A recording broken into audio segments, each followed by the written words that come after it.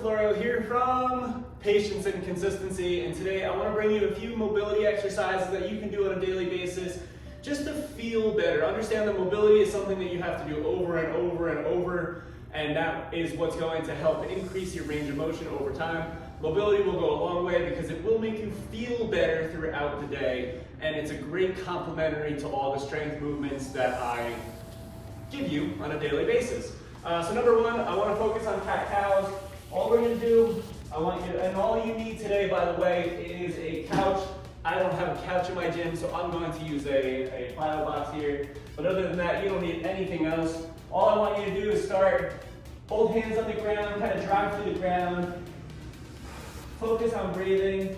And I want you to think about pulling your mid-back up as high as you can, tucking your chin in, driving your arms through the ground, so we're stretching out that upper back, tucking your chin in, driving your shoulders up, and then very slowly, deep breath, inhale in.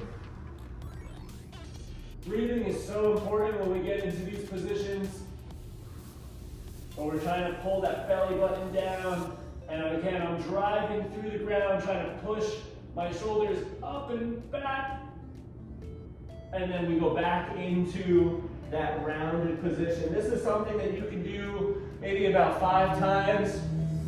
And then from there, I want to get more of a thoracic rotation. So we're going to put our hand lightly on our head, try to reach the elbow down, and then try to open it up. A lot of people just do like this chicken wing. I want you to get elbow down to the ground and try to get your chest open. Breathe. Bring the elbow down, a big stretch,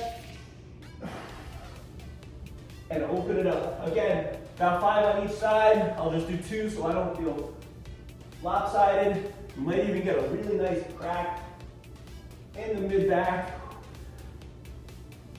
Oh, good. And then from there, this is where you need your couch.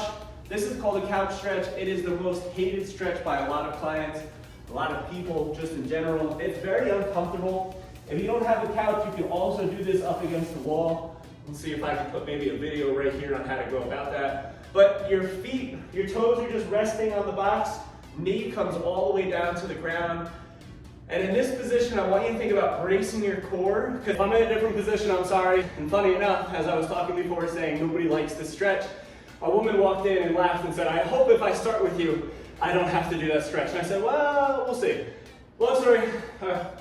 So again, you want to think about bracing your core, because if you're braking, you're not going to feel that emphasized stretch. It's almost like if you're deadlifting, you want to brace your core, don't brake as posture.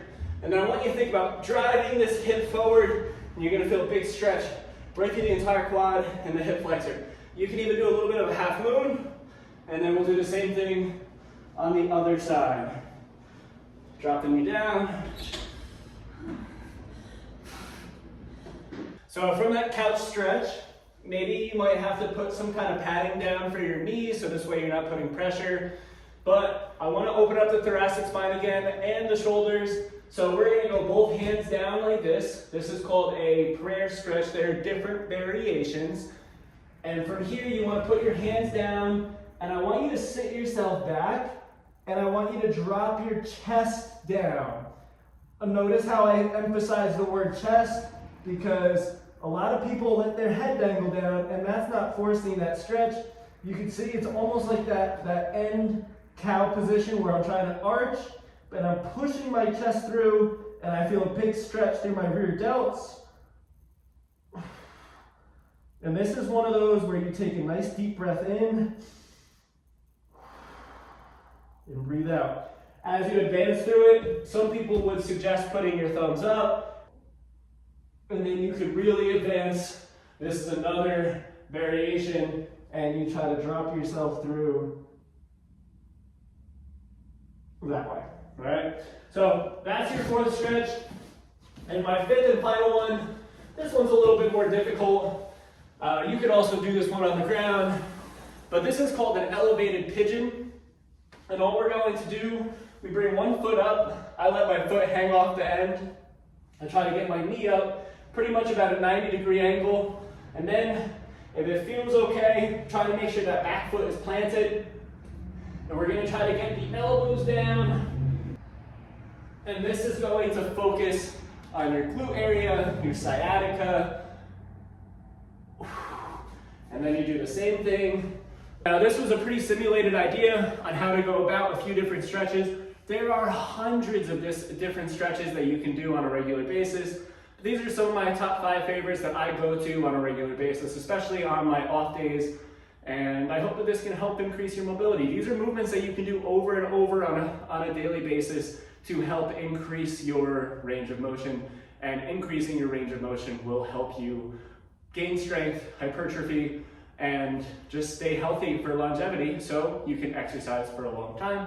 Hence the name, patience and consistency. Yep, hope this helped. Have a great day. You know the deal. Give me a like, subscribe, hit that bell for more notifications, and I will see you guys next time.